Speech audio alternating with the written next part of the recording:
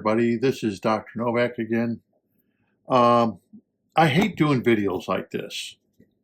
I really do, because I always try to give manufacturers the benefit of the doubt.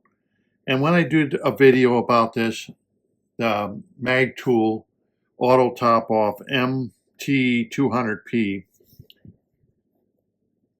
I did an open box video of this, and I'm going to be honest with you, it's a piece of garbage. I mean, I did a review on Amazon telling people, don't waste your money. Don't waste your time with this. This thing does not work. It will work. Every time I did a water change, the button on it, things that I complained about with this particular item is the magnets aren't that strong. And for 10 millimeter glass, it just kept slipping. And this, when you press it, you don't know if you're pressing it. This is actually a button here, but you don't know if you're pressing it. Then in instructions it says, make sure the water line is between the high and the low here. Make sure it's between the high and the low. Well, there's no line to show you where the center line is. This thing malfunctioned every single week. It malfunctioned. It would not fill up the aquarium. And when I did get it working correctly, it worked. Unfortunately, it malfunctioned more than it worked. Luckily, it didn't overflow the aquarium, but it was just a pain in the butt. That's all I can say. It is nothing but a piece of garbage. I would not spend my money. I've spent my money on it. If I knew I could send this back past the warranty, I would send it back. This is garbage. It does not work as claimed. It is constantly, you'll have both lights on, high and low light, okay? There's a high, I don't know if you can see it, and a low, and the water level will be down to here. Now, how can both of these lights be on, and yet the water level is 2 inches below the whole sensor? That doesn't make any sense. And yet it's showing a green light here, green light, green light. That means everything's good to go. Come on, give me a break. This was constantly the problem I had with this. So I took it off. Anyhow, I had no problem with the pump to it, even though it was a tiny pump and everything. But anyhow, I was sent by a manufacturer out there, Hygger. I was sent by Hygger this. Now this is the Hygger pump. Now I have a lot, as you know, I've done reviews on Hygger equipment. This was sent to me by the manufacturer, so I did not buy this because these are 70, 80 bucks, and they were nice enough to send me this. And I use Hygger equipment, and I never realized that I use a lot of their products. I use a lot of their motors. I use a lot of their glass cleaners. I've done reviews on things that I felt were nice. I also said what their limitations were. Water exchangers were compared it to the Python and some of the others. So they sent me this, which was very nice. And I'm just going to open this up, kind of like we'll have a little open box. They give you the directions to it. This is the HG-987, and quite a lot of directions. Basically, they're like the Mag Tool ATO Top Off, okay? But the first thing you notice is you got the main control. Now, the difference between this and the one I just showed you, well, first of all, they have a line of where, look at that. They have a line of where the water level should go. Okay. Then they have a button in the center, just like the Mag Tool one did. But listen. Hear it? You can literally hear when you're touching this to make a change. Now these will light up just like the other Mag Tool one. And when I look at this, it's small and the magnet is stronger and they have rubber here so it doesn't slide and slip on the glass. And you can tell there are sensors. You probably can't see it very well here, but there are 4 sensors built in here. Those are your sensors that sense the water level in here. So that's how it works. It tells when the water level gets too low, and then it would turn on or off depending on how the water level is. But you can see the sensors in here. You can see the circuit board. This is not, it's tinted, but not as dark as the other one. Maybe that's the problem with the other one. It's tinted too dark, where this is not as dark. So we put that back together, but it is smaller. It looks like it's better built. Okay.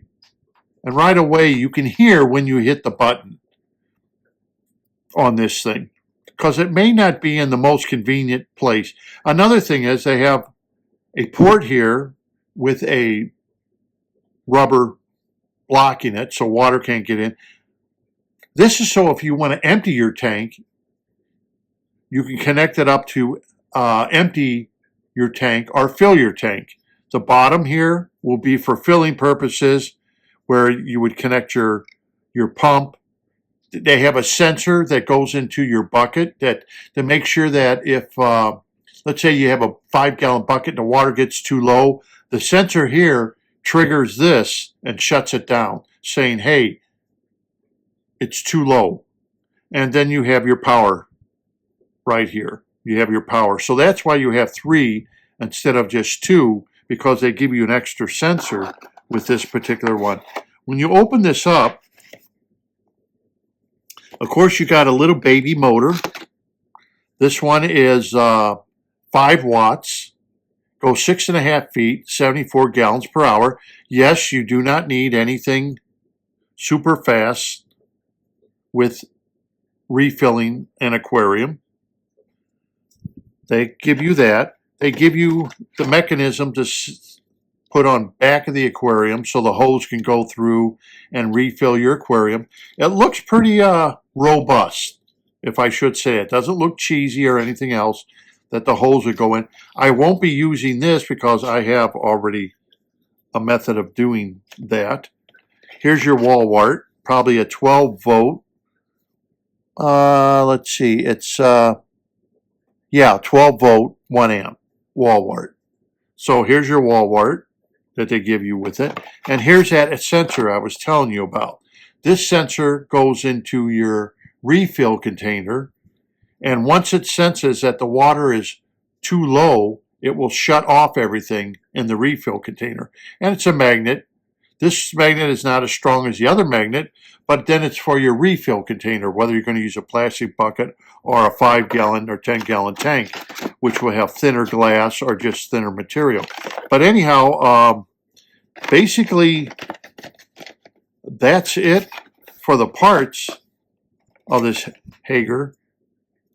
Once again, a little tiny pump here. But they give you all the supplies, the same as the other one does. And I will test this out because they're about the same price. And I will let you know exactly what I think about this product versus the other product that failed completely. You know, nobody wants to buy a product and have it be a hassle to use, right? None of us do. We want to buy a heater, we want to plug it in, we want to make sure it works, it does the job it's supposed to do. When you buy an auto top-off, I was watching a saltwater station, and they were doing all kinds of different auto top-offs. And if you remember, I did a review on the Tunzi auto top-off, and I talked about the motor. And in that review, I show you how the motor is whining, making noise. And that was the biggest complaint about the Tunzi auto top-off, was the fact that the motors were going out on them. And people bitched that, they had it 6 months, a year, and the motors were gone. They also complained about the float switch. Well, the float switches that Tunzi uses are very good float switches, okay? They've been used in the industry for decades. They're very reliable, but what people complained about, what Tunzi did not do with the float switch, is encase it in something so snails, leaves, or something wouldn't bother that float switch. That was Tunzi's fault, that they should re-engineer the casing around the float switch. Float switches are very, well, they're very dependable. They are. I've used them. I've seen them on equipment, extremely expensive equipment. They're very reliable, but in the environment of which Tunzi is using the float switch, whether it be in the aquarium or whether it be in a sump for salt water, they need to encase that so animal life or whatever won't get in there and jam up the float switch to either fill up your tank or not fill up your tank. That was another complaint, was the float switches with the Tunzi. And that is well over $100. These do not use a float switch. They use a sensor, a light sensor, apparently. And you can actually see the sensors inside here for the top and bottom of how it will look at the aquarium. Now, when you use these, once again, you have to use them with clean, clear glass. So if you have let's say if you have it in your aquarium, you can't have a black background. This needs to have clear glass, and it will stick to glass up to, 4.7 millimeters or 500 thousandths thick. So that's 12.7 millimeters. So if you have a 10 millimeter thick glass tank, this should work. That's what it seems to be a pretty strong magnet, plus with the rubber here. So that's all I want to show you, that yes, this was given to me by a manufacturer to test out. It will take me a while, like I did the other one, at least give it a good month to see if when you do a water change, does it constantly mess up? You know what I mean? Like the other one did. Every time I did a water change, it was a hassle, really. It was just a pain in the butt. It was, don't they R&D these before they sell them? You got to kind of think, don't these manufacturers R&D these products? Or like what Hygger's doing here, they're sending a product out so I can R&D the product, and then I give them feedback. You, the hobbyist, benefit because you can get a discount on the product that I put in the below, where I give you, if you go to buy something from Hygger or something, you get like 10% or whatever it is. You benefit from it. But if the product is good and it gets a good review, then it helps sell their product. That's what manufacturers need to do. They need to send their products out so people can test them out to see if they're as good as they want them to be. Like I said, the Tunzi product that's a refill is a very expensive product, okay, but it has failures. The pumps fail, and the float switch needs to be protected. So I even had trouble with the float switch. What happened is, of course, a snail would get in there, or a leaf from a plant broke off. It got in there, and it would jam it up, and it wasn't acting right.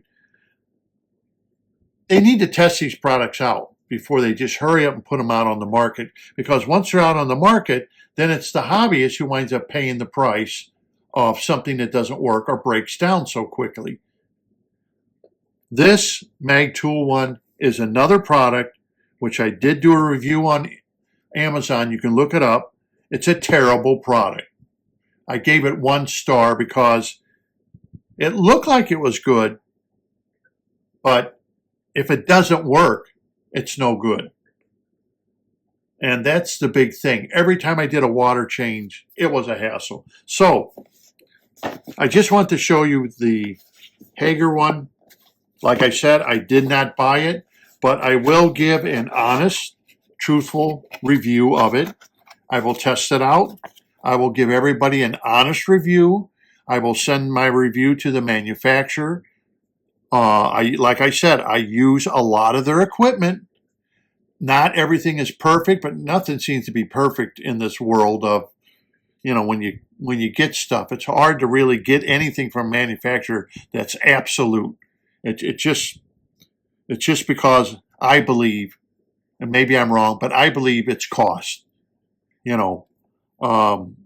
Me as an aerospace mechanical engineer, everything had to be absolute. That's all there was to it. Everything had to be absolute. I understand products like this, they can't be absolute, but they should work decently for the hobbyist, and the hobbyist should trust the products that they're buying, that they will last and they'll get their money's worth, right? We all agree to that. That's the way I look at it. You should get your money's worth when you buy these products. You buy a canister filter. If it says it does 400 gallons an hour, then it should do 400 gallons an hour. Not be cheating the hobbyist and only do 125 an hour by the time you load the thing up and put your tubing on and everything else. No, that's not right to me. At least that's the way I feel. So I'm going to give this a try. It looks good. It looks like it's a lot better made than the Mag Tool. It's about the same price. So we're not talking anything that's out of the ballpark like a Tunzi. You're going to spend a lot more. Okay, so this is falling in the same price. Hopefully, it will work a lot better than the Mag Tool MT-200P did, because that I can't highly recommend. If you were thinking about buying it, don't think about it anymore. It was a hassle. It just didn't work. So I'm sorry about the bad review on the product. Really, it's not a bad review. It's a terrible review. And I hate doing terrible reviews like that because manufacturers really depend on these reviews to sell their products. And to give a terrible review like I had to give that product, it's a shame. I did a feeder also. I think that got a terrible review too, where I said, don't even buy it. It's just a piece of garbage. It was the screws didn't go in right. It wasn't the right size. I said, how could this get through quality control? I hate doing reviews like that, but you know what? They have to be done so hobbyists don't go around buying bad products. And I don't know what to say when I did a product. That Mag Tool wasn't. Like, for example, the Asta 120 lights. I tried them out. I have 6 of them. They're working great. Haven't had a problem with them. For the price compared to some of the other can lights that are out there, okay, like the Kessel lights, for example. Yeah, Kessel gives you more than an Asta. Yeah, we understand that. You're paying $300, $400 for a Kessel light, or even more. Yeah, a $90 light. You can't trim all the spectrums of the light or anything, but they've improved it. And for the cost, you can buy 2 to 3 of those lights to one Kessel light. And you got to think to yourself, as one hobby said, well, they don't last as long, let's say, as a Kessel light. I said, yeah, but with the money you saved, you could still go out and buy, another brand new light, or contact the manufacturer and see if it could just be fixed. It may not be the LEDs. It could be something else. So anyway, that's it for this review.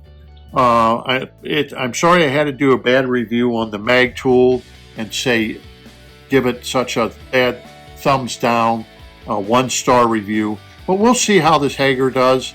Like I said, I have more confidence in this manufacturer than I did in the Mag Tool manufacturer that I just got, because that was just, it was a hassle. It was just every week I was fighting with that thing.